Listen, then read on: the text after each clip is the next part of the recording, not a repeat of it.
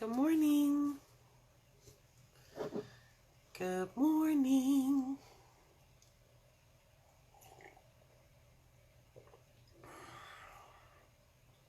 I did not forget my lemon juice this morning. So good. It's delicious. So, I feel much happier about it. You want to do a song? Oh, what a beautiful morning. Oh, what a beautiful day. I've got a beautiful feeling. Everything's going my way. Good morning. Listen, today I did read my gratitude verse. It was Acts 20 verse 32. And it's good. But I was watching one of my pastors this morning, as I do, and she was going through time wasters and talking about, you have this one life and all the things in it. Seriously, it really it hit me hard. And I wrote down there was 8 things. They were really, really good. And I had to spend some time this morning, I was crying and upset, and I was praying and asking, I was doing the thing, and allergies. And it just it just struck me. It was really good. And I struggle with not wasting time, right? But there are, I guess, yeah, I could. There are things that you can do that are total wastes of time, like focusing on the past or things that you can't change or whatever. And I can do that, you know what I mean?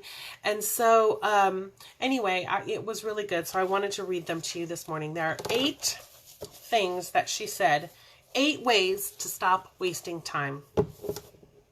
Number 1, stop being upset over things that you cannot change or do anything about.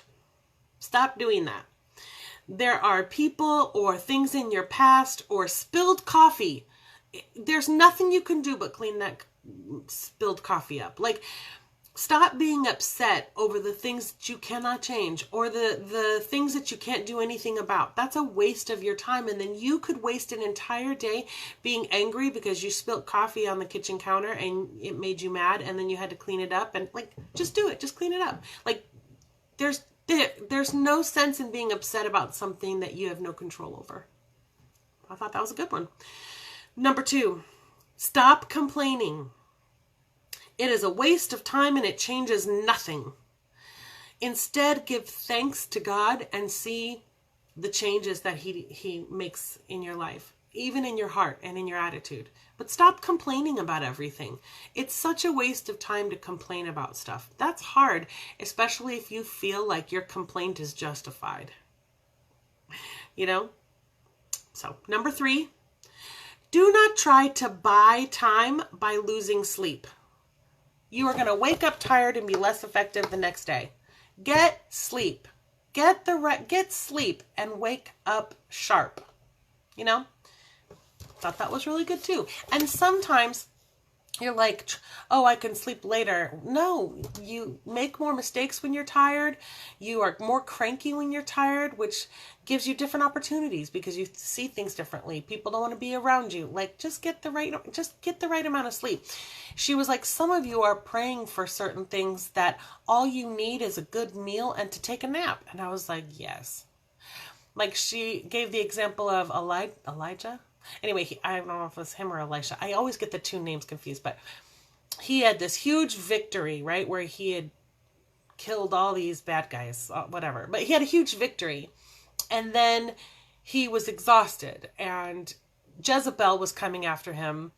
And it was just a threat. If Jezebel was going to kill him, she would have gone herself or actually done it.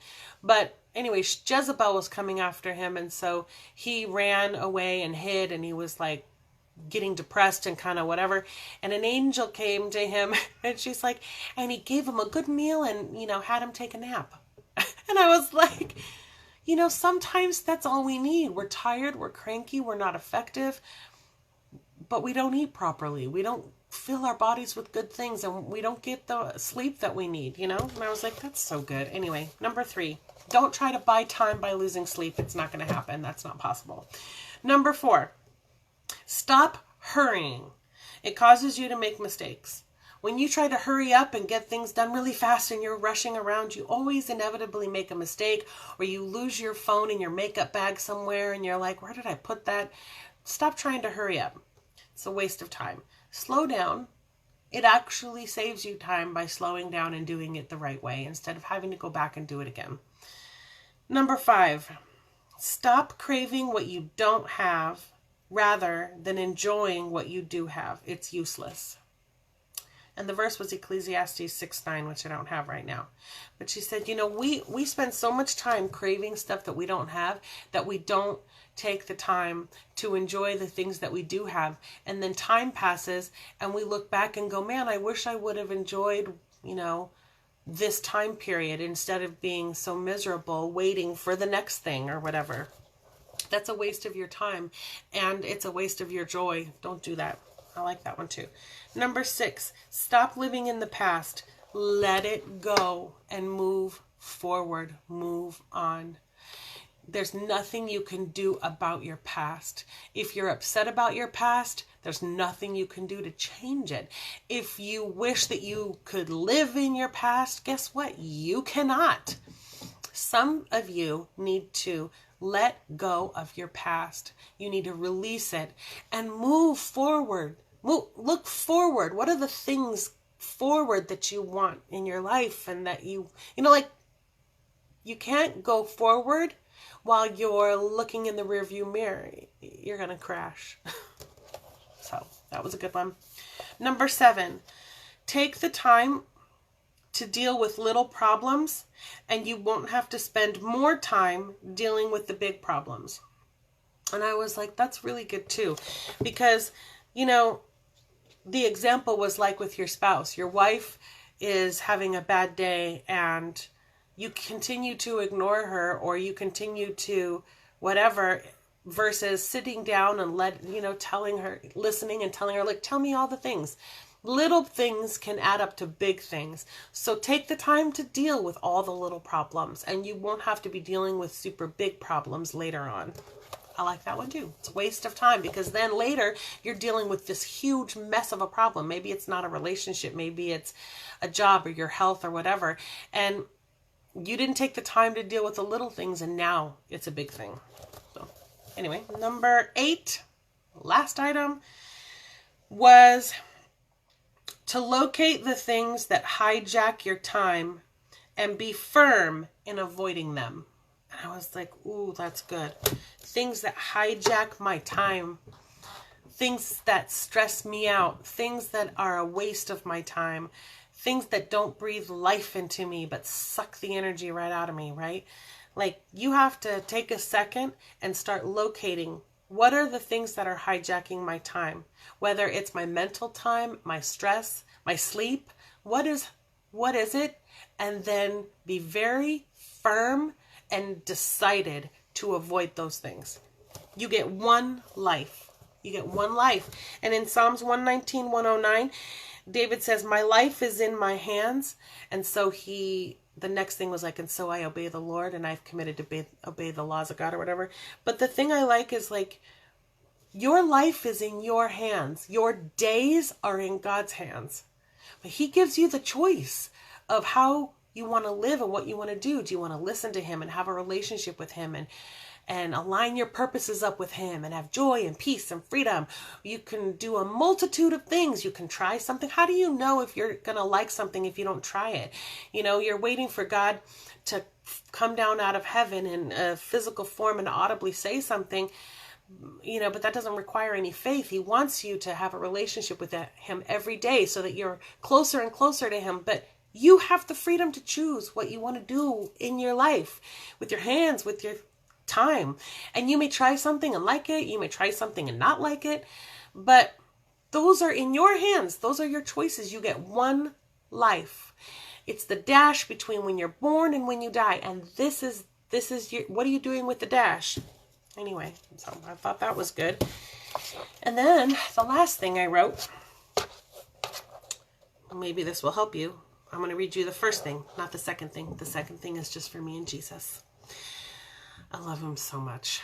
All right, so the first thing was I need to focus on who I am becoming.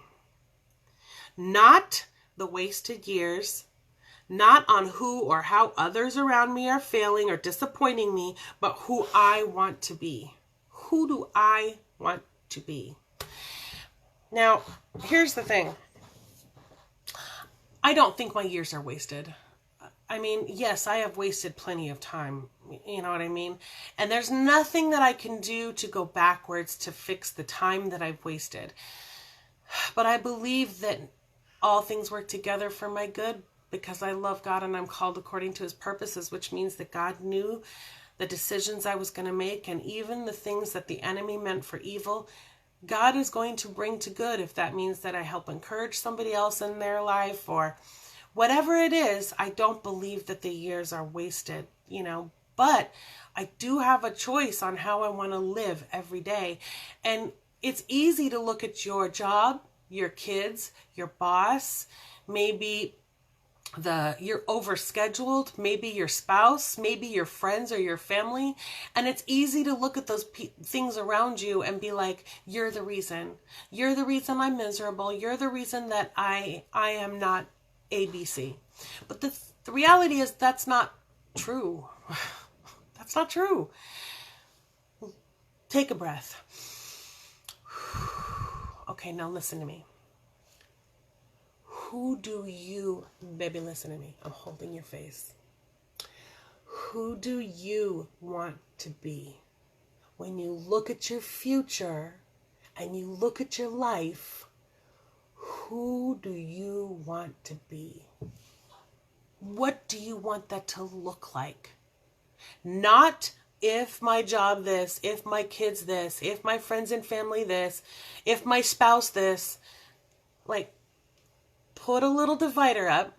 Love you. God has all the things for my friends and family and all the stuff. Like, you belong over here. But when I imagine who I am, what do I want that to look like? I can't waste time focusing on the past. I can't waste time focusing on everything else around me because the ownership belongs to me. Anyway, I thought that was really good. So I spent some time this morning imagining what I want to look like in the future. Not like, I want to be 80 years old and still look this way, but just kidding. But what do I want my future to look like? Like, when I imagine the things that I'm doing with my life for the Lord and in my job and in things, like, what do I imagine that looking like? What are the things I want to accomplish? What do I want that to look like? That's what you have to focus on.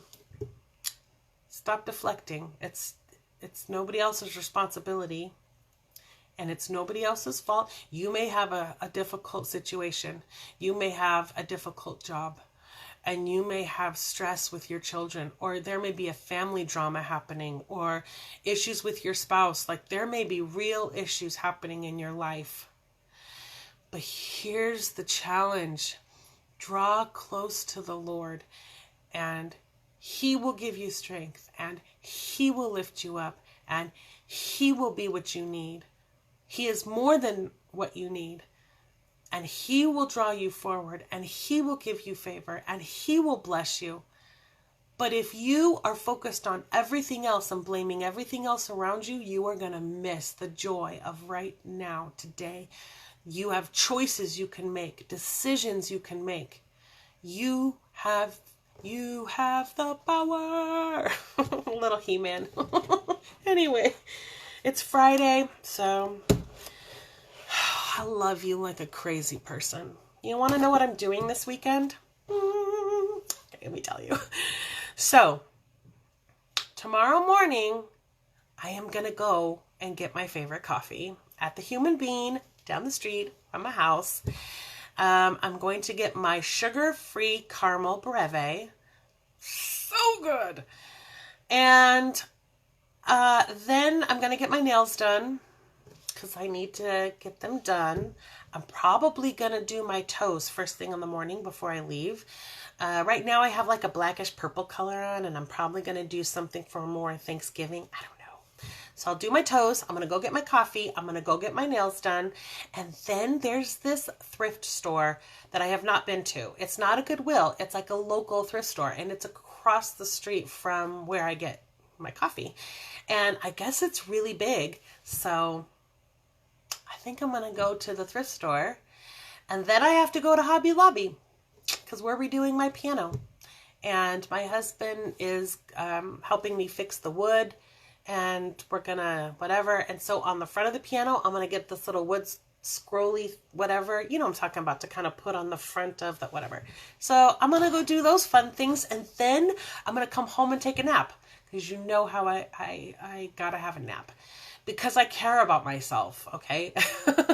So anyway, that's what I'm going to do. I love you guys. I hope you have a wonderful weekend. Be good to each other. And don't forget, you are one of the each others. I said it wrong. Be good to one another. And don't forget that you are one of the one another's. Oh my gosh. Be good to yourself. Take time to identify what has to be surgically removed from your life. Deliberately, with a scalpel. Not literally, but deliberately removed from your life. Things that God has been telling you to get rid of for a long time. People that are not good for you. You can love people at a distance. I love you, and I want God's purposes and plans for your life. You're just not connected to mine right now. That's okay too. All right, I gotta go. I love you, and I mean it, Peanut. Mwah.